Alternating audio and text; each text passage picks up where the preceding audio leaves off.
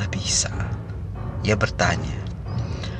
Orang-orang tanpa senjata, berkuda tanpa baju baja atau perisai, berhasil memenangkan pertempuran dan meruntuhkan semangat kebanggaan diri orang-orang Persia. Ia semakin terenyak. Hanya dalam periode yang sangat singkat, seluruh dunia diambil alih oleh orang-orang Arab.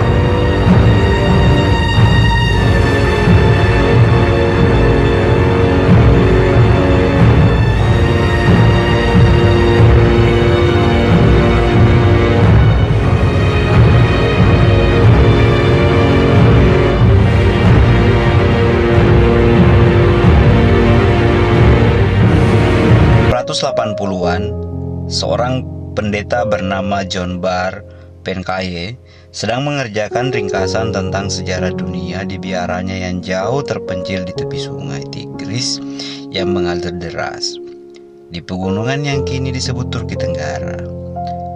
Ketika sampai pada titik untuk menulis sejarah zamannya sendiri, ia tertunduk merenung ihwal penaklukan bangsa Arab di Timur Tengah yang masih tersimpan dalam ingatan. Kala merenungkan berbagai peristiwa dramatis ini, perasaannya dipenuhi teka-teki. Bagaimana bisa? Ia bertanya. Orang-orang tanpa senjata, berkuda tanpa baju baja atau perisai, berhasil memenangkan pertempuran dan meruntuhkan semangat kebanggaan diri orang-orang Persia. Ia semakin terenyak. Hanya dalam periode yang sangat singkat, seluruh dunia diambil alih oleh orang-orang Arab. Mereka menguasai seluruh kota yang dikelilingi benteng, mengambil alih pengawasan dari laut ke laut, dan dari timur ke barat, Mesir, dari Krete ke Kampadokia, dan dari Yaman ke gerbang Alan di pegunungan Kaukasus. Bangsa Armenia, Syria, Persia, Bizantium, dan Mesir, serta seluruh wilayah di sekitarnya. Tangan mereka ada di mana-mana, kata Nabi. Bagi John Bar, seorang pendeta yang saleh, jawabannya jelas. Ini kehendak Tuhan. Tak ada yang dapat menjelaskan revolusi luar biasa menyeluruh ini dalam kehidupan manusia. Kini 13 abad kemudian, dalam realitas di mana intervensi Tuhan bagi banyak orang bukanlah sebuah penjelasan yang memuaskan tentang perubahan-perubahan besar dalam sejarah. Buku ini hadir sebagai usaha untuk mengemukakan berbagai jawaban berbeda terhadap pertanyaan John tersebut. Karya ini menekankan 3 tema utama. Pertama, kita bisa melihat kisah tentang berbagai peristiwa penaklukan Muslim sejauh yang dapat kami reka ulang berupa narasi yang tidak terlalu memalukan.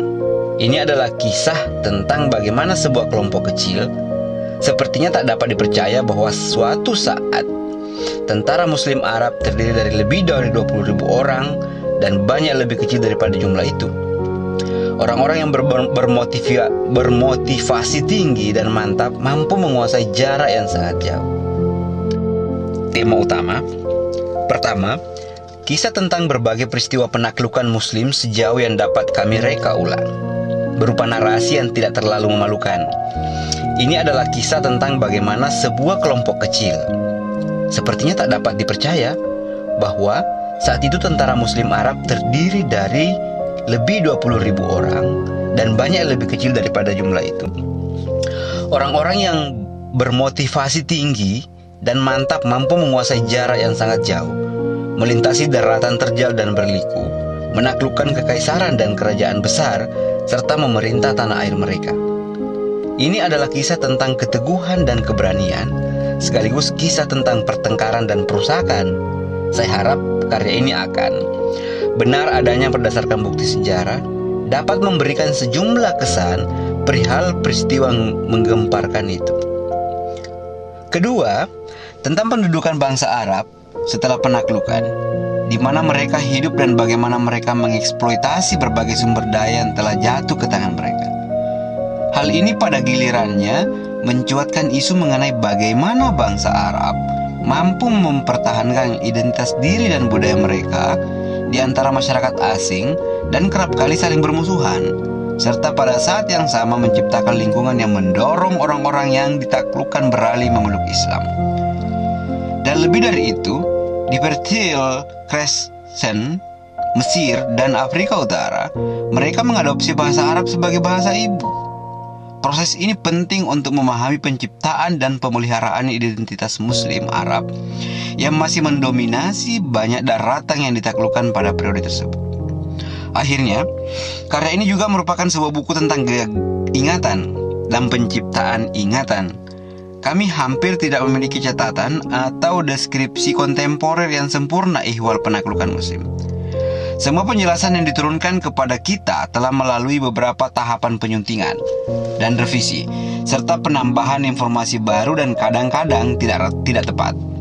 Para sejarawan lain cenderung melepaskan banyak bagian dari materi ini karena dianggap bukan catatan akurat tentang yang sesungguhnya terjadi. Pada kenyataannya, hal ini sungguh sangat menarik sebagai ekspresi ingatan sosial tentang bagaimana Muslim awal merekonstruksi masa lalu mereka dan menjelaskan kedatangan Islam ke wilayah yang kini mereka tempati. Investigasi terhadap mitos mendasar tentang komunitas Islam awal dapat mengingatkan kita akan banyak hal mengenai pandangan dunia Muslim di abad pertama Islam. Saya sudah berusaha memberikan penjelasan perhitungan tahun kalender sejarah penaklukan Muslim di Arab, khususnya Timur Tengah dan bagian dunia yang lebih luas, sebagaimana peristiwa antara wafatnya Nabi Muhammad pada 632 dan kejatuhan kekhalifahan Umayyah pada 750. Dalam hal ini, tanggal dimulainya cukup jelas, meski akar penaklukan bersandar pada kebijakan dan tindakan Muhammad semasa hidupnya. Baru setelah wafatnya lah pasukan Muslim mulai melakukan ekspansi keluar semenanjung Arab. Tanggal peristiwanya tidak jelas, tak tercatat, sebagaimana yang terjadi dalam beberapa penaklukan penting, misalnya atas Sisilia dan Krete.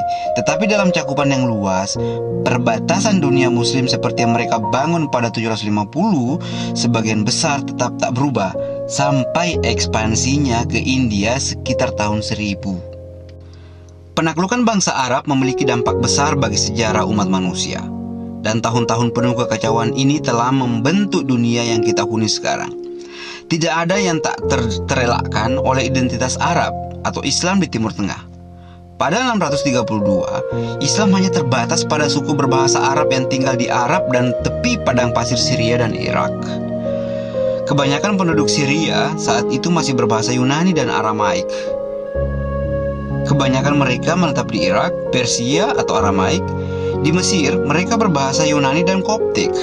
Di Iran, mereka berbahasa Pahlavi. Di Afrika Utara, mereka berbahasa Latin, Yunani atau Berber. Tak satu pun mereka beragama Islam. Di Mesir dan Afrika Utara, negeri yang sekarang kita anggap benar-benar Islami, dahulu tidak ada penduduk Muslim dan tidak ada penutur bahasa Arab. Dan hal yang sama juga terjadi di Iran dan Afghanistan. Skala dan kecepatan transformasinya begitu mencengangkan. Dalam satu abad setelah wafatnya Nabi, seluruh daratan tersebut, begitu pula Spanyol, Portugal, Uzbekistan, Turkmenistan, dan Pakistan Selatan, diperintah oleh kaum elit Muslim berbahasa Arab, dan penduduk lokalnya mulai beralih memeluk agama baru. Kecepatan penaklukan Muslim begitu mengagumkan. Tetapi sebelum juga ada penaklukan secepat itu atas wilayah yang amat luas dan dalam periode sejarah manusia yang masih dapat dibandingkan dengannya, penaklukan Alexander Agung atau Genghis Khan segera muncul dalam pikiran. Apa yang membuat penaklukan Muslim Arab begitu mencengangkan adalah efek permanen yang terjadi dalam hal bahasa dan agama terhadap penduduk wilayah yang ditaklukkan. Spanyol dan Portugal adalah satu-satunya negara yang tertaklukkan saat itu, di mana penyebaran Islam kurang berhasil.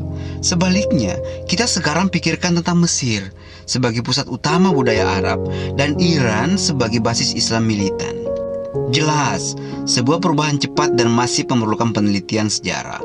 Tetapi literatur yang dapat dijadikan rujukan sangat terbatas. Sebagiannya karena hambatan wilayah dalam profesi sejarah. Karya rujukan utama The Cambridge Ancient History misalnya selesai dengan volume 14 yang mengingatkan kita akan pembunuhan Kaisar Bizantium Maurice pada 602. The Cambridge History of Islam memulai penjelasannya mengenai kehidupan dan dakwah Muhammad. Kesenjangan tersebut terefleksikan semakin luas dalam sejarah yang diajarkan dan diteliti di universitas-universitas modern. Sejarah klasik atau kuno dipisahkan dari sejarah abad pertengahan atau sejarah Islam. Hal ini merupakan konsekuensi dari pembagian linguistik. Sejarawan di satu pihak cenderung dibagi ke dalam mereka yang kompeten dalam menggunakan berbagai sumber berbahasa Latin dan Yunani, dan di pihak lain mereka yang menggunakan sumber berbahasa Arab dan Persia. Sedikit dari mereka yang saya yakin tidak satu orang sama kompeten dan terampilnya dalam semua bahasa itu. Sifat dari sumber-sumber itu juga telah menciutkan hati para sejarawan untuk mencoba memberikan narasi yang tegas dan jelas tentang peristiwa yang mengguncang dunia ini. Para sejarawan mungkin menikmati kontroversi atau berbagai interpretasi dan pendekatan. Tetapi ketika sampai pada perhitungan tanggal dan keteraturan peristiwa penting, semua orang sangat membutuhkan kepastian. Dalam kisah ihwal penaklukan Arab, ada sejumlah pertanyaan mendasar tentang fakta, keteraturan peristiwa dalam penaklukan atas Syria, misalnya, atau tanggal berlangsungnya perang Qadisiyah di Irak yang kita tidak merasa pasti tentangnya. Dalam buku ini, saya berusaha membangun narasi yang masuk akal tentang sejumlah peristiwa utama. Tetapi adalah keliru untuk mengklaim ini adalah rekonstruksi satu-satunya yang mungkin, atau untuk menyembunyikan fakta bahwa saya telah membuat sejumlah pilihan dan penilaian yang kadangkala sebagian besar didasarkan pada probabilitas dan kemungkinan, sama seperti dasar bukti yang pasti. Ada orang menyebutnya dalam istilah klise kontemporer yang populer sebagai sindrom gajah dalam ruang. Subjeknya besar dan tampak begitu jelas sehingga para cendekia menolak menanganinya dan lebih suka mengerjakan proyek lebih kecil di pinggir ruangan di mana mereka merasa nyaman dengan disiplin mereka sendiri. Mungkin mustahil juga, gegabah dan bodoh untuk mencobanya, tetapi buku ini adalah usaha untuk menjelaskan dan menyelidiki hewan berkulit tebal bersejarah satu ini. Dalam melakukannya, saya berdiri di bahu beberapa raksasa. Karya ini tanpa rasa malu menjara dan mengeksploitasi karya-karya akademis para sarjana luar biasa dalam beberapa dekade terakhir.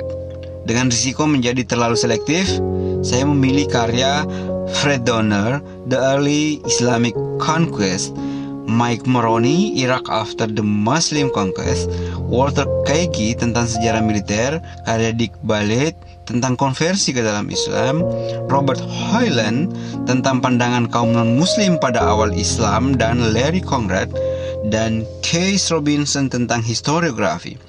Saya juga bergantung pada generasi sejarawan yang lebih tua yang masih memiliki begitu banyak hal untuk diajarkan pada kita.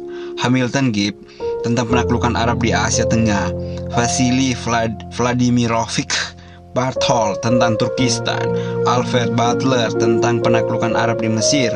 Utangku pada mereka dan pada cendekia lain yang masih hidup dan yang sudah wafat akan nyata bagi siapapun yang mengenal ranah ini. Buku ini merupakan kisah sejarah yang sangat bergantung pada sumber-sumber narasi lainnya. Sifat dan formasi sejumlah kisah didiskusikan beberapa bagian di dalam kata pengantar, tetapi harus saya katakan beberapa kata tentang bagaimana saya tuturkan semua kisah itu. Kisah tentang sejumlah penaklukan muslim awal penuh dengan kekacauan dan ketidakmungkinan, dan seringkali tidak mungkin untuk menerimanya begitu saja. Para penulis zaman modern cenderung mendekati persoalan ini melalui dua cara: melepaskan begitu saja karena dianggap sama sekali tidak akurat dan tidak layak mendapatkan perhatian para sejarawan yang serius, atau memilahnya dengan teliti satu-satu peristiwa, namun tempat dan lain-lain. Saya mencoba melakukan sesuatu yang agak berbeda, membaca dan menggunakan kisah sebagaimana mereka mencoba mengatakannya pada kita, mengalir, menuturkan, alih-alih menantangnya, berselancar pada gelombang kisah dan terbawa arusnya. Hal ini tidak berarti menerima penjelasan berbahasa Arab awal sebagai catatan tentang yang sesungguhnya benar-benar terjadi. tetapi menerima sebagai refleksi ingatan sosial Muslim abad ke-7 dan ke-8 dan menggunakannya begitu saja. Poin khusus yang perlu dicatat, penggunaan tuturan langsung, penjelasan berbahasa Arab awal penuh dengan catatan percakapan dan oratorika yang acap kali saya kutip dalam bentuk tuturan langsung. Hal ini tidak perlu diartikan, saya benar-benar percaya kata-kata ini diucapkan pada peristiwa yang dijelaskan. Namun, ada beberapa alasan yang baik untuk mengambil langkah ini. Tuturan seringkali merupakan cara tersendiri di mana beberapa pandangan berbeda diartikulasikan dalam berbagai sumber. Penjelasan tentang Dewan Perang misalnya memungkinkan penulis mendiskusikan isu dan pilihan yang dihadapi tentara Muslim, memperlihatkan mengapa mereka melakukan hal yang telah mereka lakukan dan mengeksplorasi jalan-jalan yang tidak dipilihnya. Alasan kedua, untuk merefleksikan materi bahasa Arab dan kebenarannya, khususnya bagi para pembaca yang tidak mengenal ranah ini, guna memberikan tekstur dan keanekaan terhadap kemungkinan kisah yang datar dan tak menarik. Buku ini adalah usaha untuk menceritakan kisah perubahan paling penting dalam sejarah dunia. Sebuah perubahan yang hasilnya sangat mempengaruhi dunia yang kita diami sekarang. Saya telah mencoba membuatnya mudah dicerna, bahkan menghibur. Bagi para siswa dan pembaca umum tidak diragukan lagi. Para cendekia di masa datang akan menghasilkan banyak karya lebih lengkap, lebih mendalam dan lebih elegan. Tetapi bila karya ini memunculkan refleksi yang lebih luas perihal peristiwa penting ini, hal ini akan sesuai dengan tujuan yang telah dicanangkan. Beberapa terminologi dan kondisi. Buku ini terutama menekankan perhatian pada penaklukan daratan utama Islam oleh tentara Muslim pada abad yang mengikuti kematian Nabi Muhammad pada 632. Untuk menjelaskan isu ini, penting untuk menjabarkan beberapa terminologi. Kata penaklukan awalnya merupakan istilah yang tidak diperdebatkan, mengimplikasikan penghambaan salah satu pihak pada pihak lain melalui penerapan kekuatan militer. Namun nyatanya, banyak hal yang lebih rumit. Sumber berbahasa Arab menggunakan istilah penaklukan, fath, untuk menguraikan tentang pengambil alihan wilayah Kekaisaran Bizantium dan Persia. Akar kata fath dalam bahasa Arab berarti pembukaan. Tetapi dalam literatur penaklukan, ia secara jelas mengimplikasikan penggunaan kekuatan. Penaklukan dapat dan memang mengambil berbagai bentuk berbeda. Pada satu titik ekstrim, ia berarti serangan brutal dan keras terhadap sebuah kota, penjarahan atas kekayaannya dan evakuasi terhadap banyak atau bahkan semua orang yang mempertahankannya. Penyerangan Istakhar di Fars atau Faikan di Transoksania merupakan contoh yang jelas tentang hal ini. Tetapi penaklukan seringkali merupakan proses yang penuh damai. Masyarakat kota dan desa menyetujui diberlakukannya persyaratannya. Biasanya melibatkan pembayaran upeti atau janji bahwa mereka tidak akan membantu musuh pasukan Muslim. Persyaratan tersebut disepakati karena penggunaan atau ancaman penggunaan kekuatan.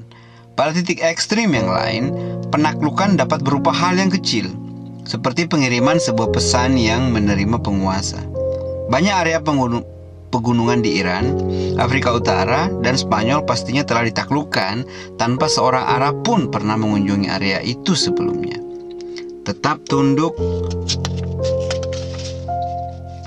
pada pemerintahan dan pajak.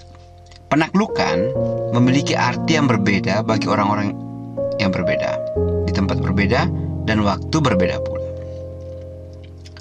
Penaklukan, pendudukan, dan konversi. Penaklukan Muslim awal menunjukkan penempatan elit politik dan religius baru di wilayah taklukan.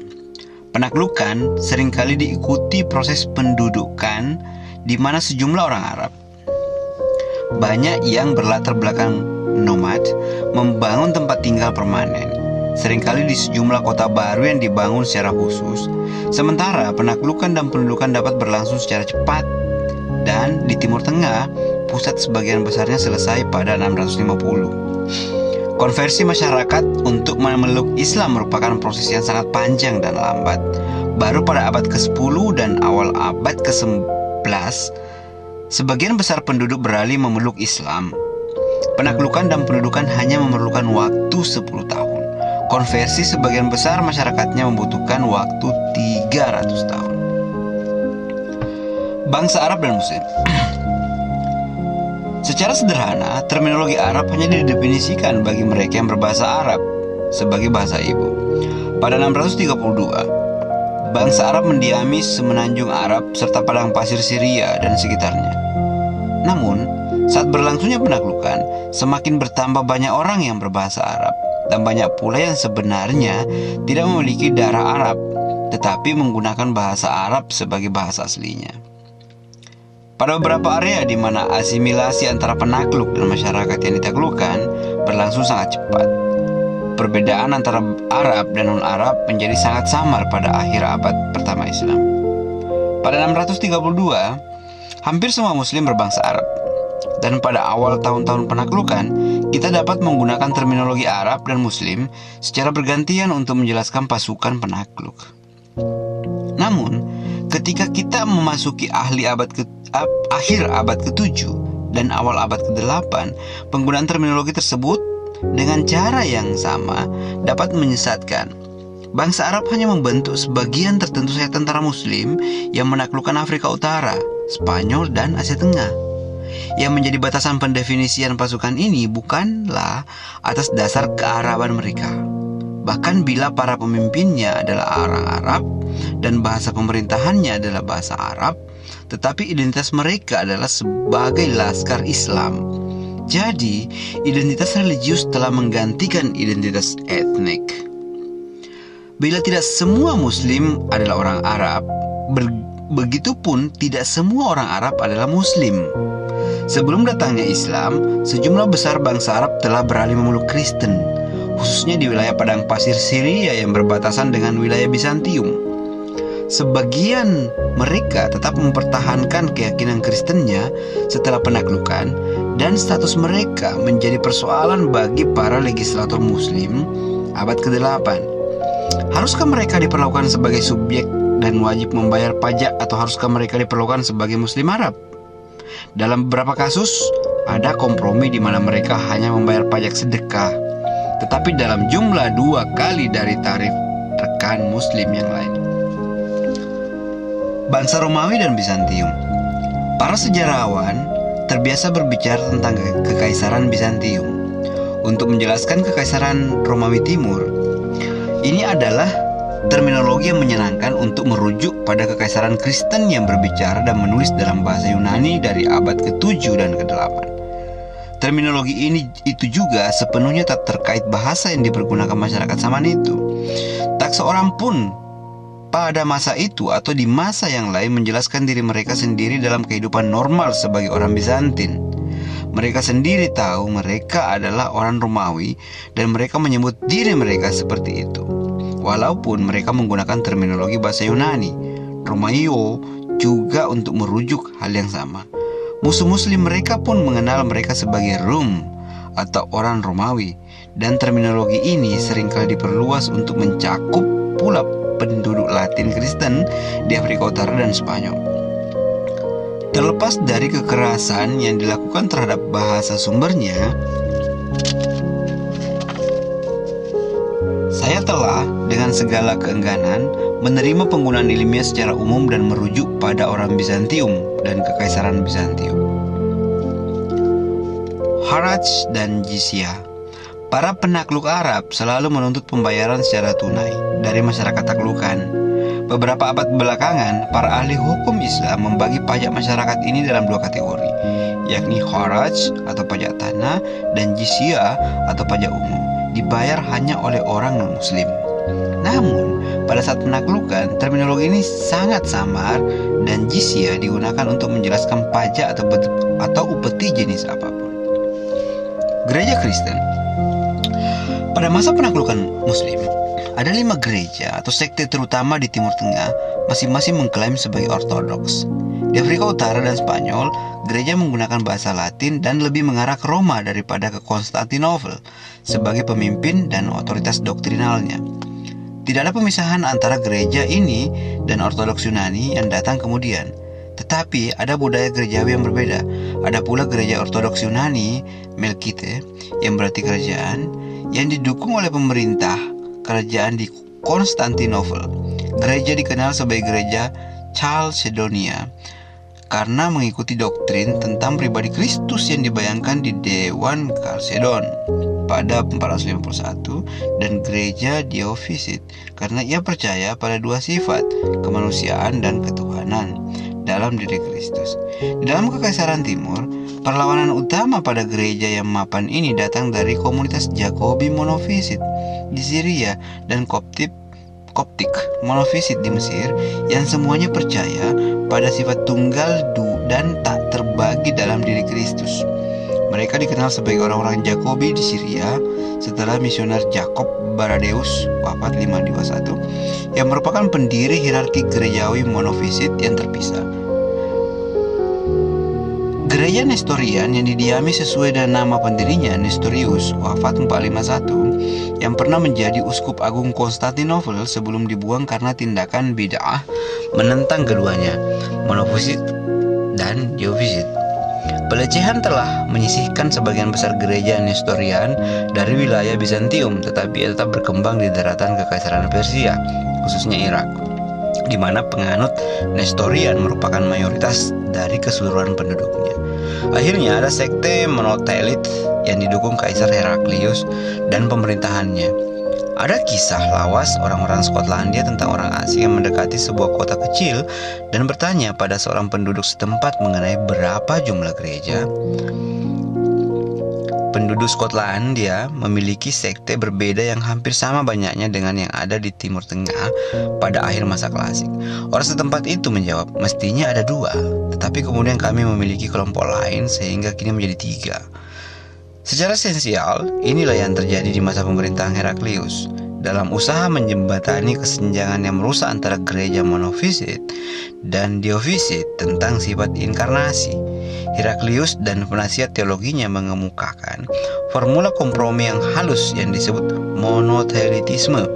Tak pelak lagi, hal ini tidak menyenangkan pihak manapun, dan usahanya untuk menerapkannya, doktrin barunya di Timur Tengah dan Afrika Utara semakin memprovokasi ketidaknyamanan. Catatan dan bibliografi. Saya menggunakan catatan akhir secara hemat dalam karya ini untuk menghindari kelebihan beban teks. Dengan aparatus ilmiah, saya merasa senang menggunakan catatan dari sumber utama, kutipan langsung, serta literatur sekunder yang relevan. 2 sumber utama yang saya jadikan acuan, History of the Prophet and Kings, karya Tabari, dan Conquest of the Lands, karya Baladuri. Saya telah memberikan referensi pada edisi Leiden yang asli. Bibliografi berisi hal yang serupa. Bibliografi penuh termasuk semua literatur akhir masa klasik dan awal Islam, berjumlah ribuan judul. Tulisan saya adalah untuk membatasi diri pada karya tulis yang paling bermanfaat dan saya pandang paling relevan serta dapat diakses oleh pembaca yang ingin mengeksplorasi tema ini lebih jauh.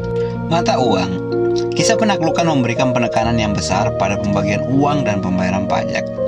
Awalnya, pasukan muslim menggunakan uang logam yang telah beredar di wilayah yang mereka taklukkan, terutama perak Sasania, draham, yang dikenal dalam bahasa Arab sebagai dirham.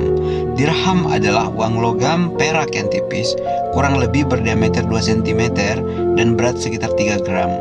Pasukan muslim mulai mencetaknya, awalnya dengan mencontoh model Sasania pada 660-an. Yang lebih bernilai adalah emas dinar, uang logam kecil yang berdiameter sekitar 1 cm berdasarkan pada nomisma Bizantium yang mulai dicetak pada masa kekhalifahan Abdul Malik 685-705. Sejak itu, seluruh uang logam Islam secara murni berupa epigraf dengan tulisan bahasa Arab tetapi tanpa gambar. Di Afrika dan Spanyol, sejumlah uang logam muslim awal memasukkan formula muslim yang diterjemahkan ke dalam bahasa Latin.